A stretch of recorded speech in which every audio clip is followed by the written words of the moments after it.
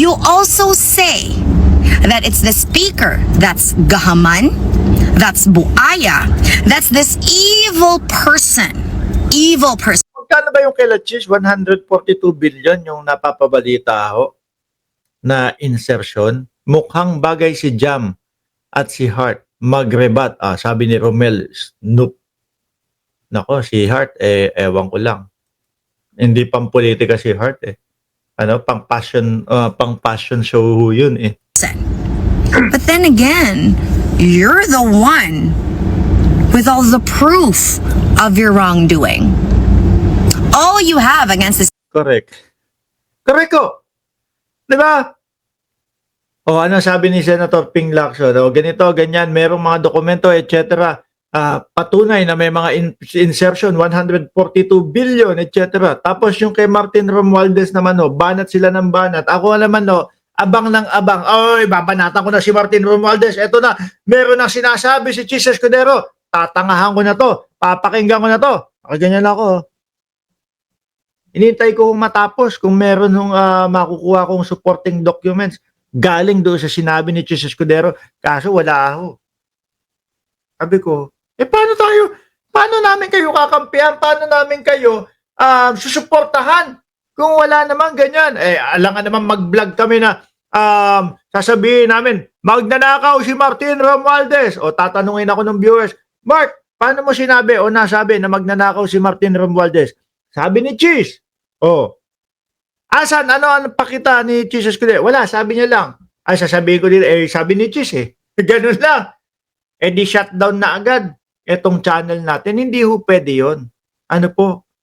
Bago natin ma-vlog, bago natin sila maipagtanggol, bago natin sila kampihan, kailangan yung mga sinasabi nila may nakaakibat na ebidensya ho. Dehins de whoop, mga bossing, yung salita-salitaan lang po. Speaker are insinuations and allegations, and for lawyers, where's your evidence? Where? Correct. Sa panahon nyo ngayon, 2025, hindi uubra mga kababayan yung style Duterte, style DDS.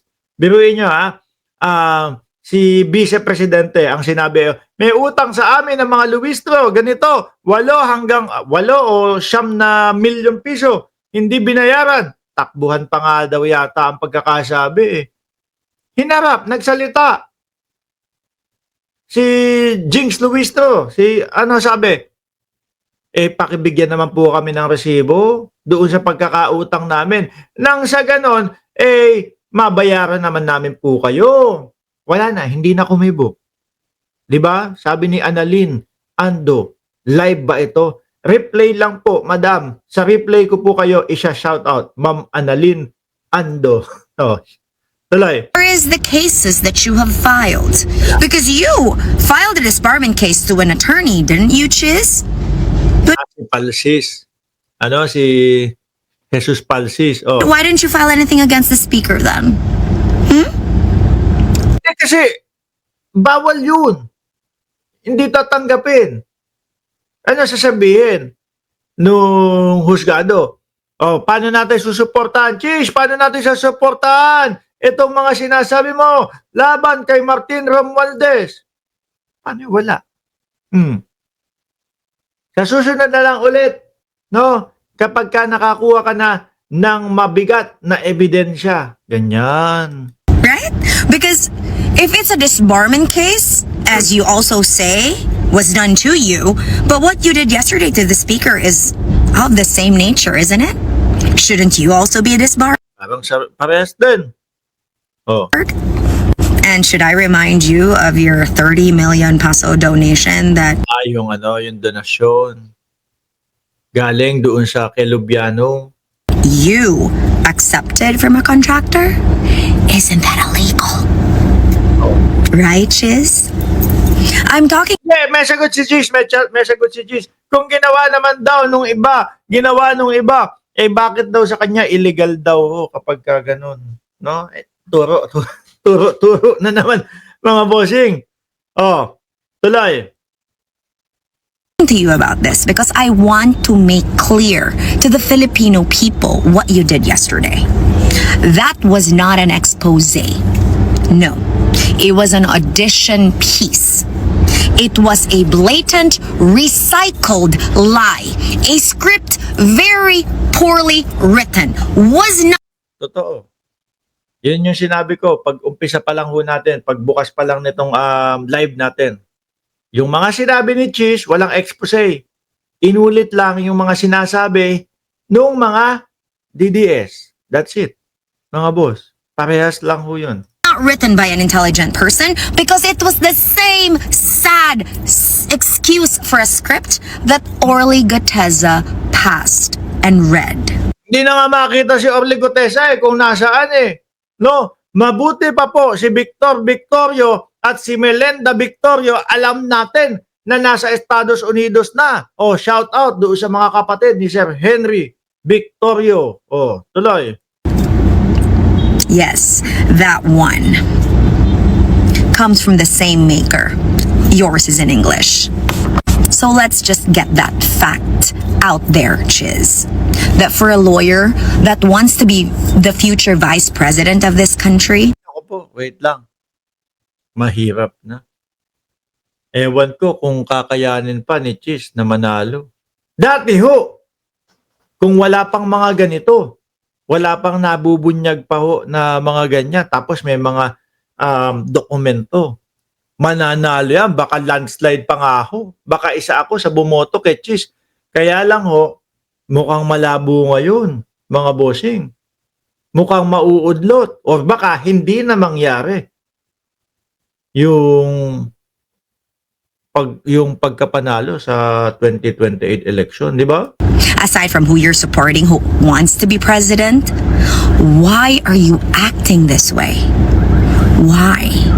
Why are you so threatened, insecure, and so hell-bent on Saka parang first time magkaso ni Cheese Escudero, doon sa attorney. pulling the speaker down?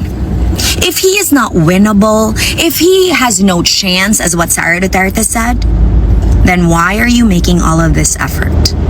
Why are you so pressed about the speaker?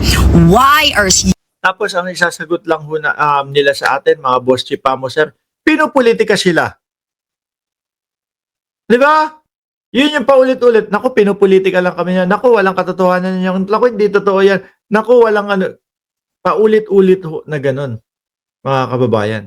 Malabo na yan, sabi ni Daisy Almenario. Malabo na. Madami ng galit ang sa kanya. Lalo na ho, mga bossing, yung doon sa yung doon mismo sa Fort With na yon, doon sa impeachment ni Inday Sara Duterte. Ano po ba ang gusto ng mamamayang Pilipino? Gusto lang naman na malaman ang katotohanan. Gustong makita yung ebidensya. Kaso nung siya yung Senate President, ganun ang nangyari.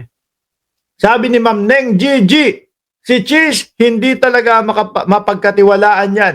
Kitang-kita, maka Duterte, no? Ayun, andun sa Senado si Sara. Alam kasi mag-speech si Cheese. Bigyan siya ng support. Sabi nga ni Jam Magno ho, mga kababayan, ito ay kumbaga audition, no? Para maging kasama o ka-team, hindi wag unit team, ka-team, no? Ni Sara Duterte bilang presidente at si Cheese vice president. Ganon. Audition daw ho yun, mga bossing. Pagpapasikat sa harapan ni Inday Sara Duterte para maging kasama sa team, mga kababayan. Tingnan nyo.